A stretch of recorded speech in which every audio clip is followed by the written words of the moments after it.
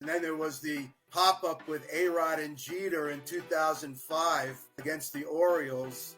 In fact, ESPN did a feature on me last year for SportsCenter, and they showed that play. I first called error on A-Rod because I only had the front angle of it from the press box. And then somebody came over and said, you may want to look at it because Jeter bumped into his back and made him drop the ball. Now, in the official scoring rules, if that happens, like those collisions in the outfield where a guy's under the ball and the other guy runs into him and knocks the ball loose, the guy who makes contact gets the error. So I had to change that about an inning later to E6.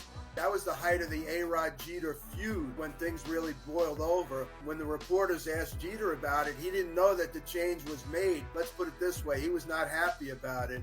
I happened to go downstairs to the locker room that day just to get some clarity on the play. Jeter called me over to his locker. He was already dressed. And we talked about it, and I said, look at the video. As I left the locker room to go upstairs at the old stadium, the elevator was by the entrance where the players would go out into the parking lot. And I'm standing by the elevator, and Jeter comes out with his suitcase, roller bag, and he calls me over again in front of all the reporters, because we were a bunch of us waiting to go upstairs. He asked about it again. I told him, look at the video. You bumped into him. I said, those are the rules. I have to abide by that. And then that became a whole big story the next day. One of the reporters wrote that Jeter buttonholed me up against the wall, which wasn't true.